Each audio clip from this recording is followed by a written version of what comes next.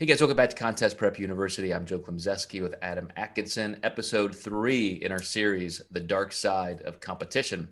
And I want to talk, Adam, about how people get into the mindset of just going too far or too fast. And we talked last time about having expectations that can make it difficult to really enjoy the process or enjoy the career. But I think of so many clients who have this idea that, I can lose 2 pounds a week every week forever, even as a 130-pound female. Or I can, as soon as I have abs and I'm incredibly grainy and vascular, like that, I can hold that forever and that will be fine and comfortable. And some of those expectations, again, show that our idea of what's possible and coming back to the notion of I need to be something better than I am, better than I even physically can be, better than what's biologically possible, those are so self-defeating and can just create so much disillusionment and depression. And I really think this is an important concept for us to talk about. I think this entire series really has to be all about, the expectations and the context of people's contest pursuits. So when it comes to just moving too fast or having those ideals of how far they can go, how do you have these conversations with clients and how do you kind of pull them back into the long arc of what their career can be? Yeah, I just had one of these conversations. The client was kind of like addicted to the fast progress she was making. And, I said, well, now you have less body fat. So there's just less body weight to lose. So your pound a week pace could slow down to 3/4 of a pound, half a pound. But with less body fat there, that actually impacts your physique that much more because now there's a almost higher percent lost, right? With a little bit more body fat loss. So explaining that's important. And I had to explain to her that a lot of people get really wrapped up in like 2 pounds a week all the way to, showtime. And it is just never that linear, especially at the end when you could have 10% of your existing fat stores left with 1 pound lost, so you're just not going to lose that fast. So I think that's the largest mistake coaches make when they calculate weight loss speed for clients. And they don't realize that suppression, that metabolic slowdown, just the extra grind it takes in that cardio to keep the intensity up is just not going to be there. And so preparing people for that, I think that also comes with when people are, super lean, just letting them know, like, there's no way we can sustain this. And that's probably the biggest thing I want to touch on with this.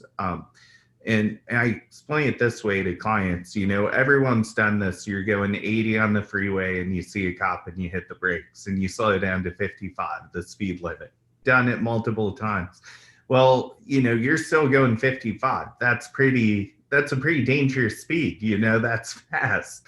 So just because you're not going 80 anymore doesn't mean your body's worthless at 50. So just telling people, you still have a really amazing physique, in your off-season maintainable weight. You're part of the elite now, and a lot of people take thousands of photos on Instagram and post them all year long. I would love to start a movement of everyone change their profile picture for a week. Like, what do you look like right now? Even in the off season. Even in the off season. So one of the things that Kori and I talked about in our last series, I brought up the notion that, don't forget you chose this. This is what you want to do. And you have to accept those biological boundaries. I had a conversation with a client yesterday and he said, man, I just feel depressed thinking that we're gonna be dieting almost all of this year. And his goal is to win a pro card in a different organization that he currently has one, and then compete in their, end of the year, top national world level shows.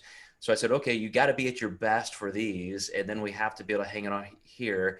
I said, what would be more depressing, to only do a 16-week prep, have one shot and lose, like, you not be your leanest, not be your fullest, miss it, or the fact that we can take it a little bit slower, make sure we're hitting these marks exactly how you want, and have a winning season. Again, the expectation is for you to not only be able to accomplish it, but accomplish it at your best and be in the position to win.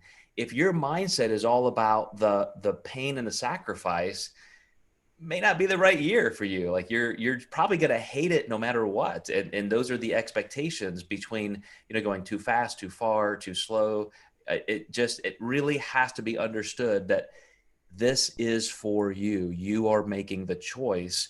So decide how you want to do it, and having those proper expectations are just simply the boundaries of reality. You don't get to escape those laws of physics. Yeah, and from a coach's standpoint too, we never know when you're going to win. We have a general idea, but it's subjective. And you know, I've had people who I thought were going to go pro get third call outs, and I've had them turn around the next show and win their pro card. So, it's when you're at that national level, again, you're at the most elite level. And, it's really easy to get depressed if you don't win, but know that you're competing against the best of the best. And that's why this pro card is so valuable, is because people know how subjective it is. And it just feels great when your person gets picked. Well, ironically, that is the topic of our next episode. So the concept of winning and losing, guys, stay tuned for the next episode in our series, The Dark Side of Competition.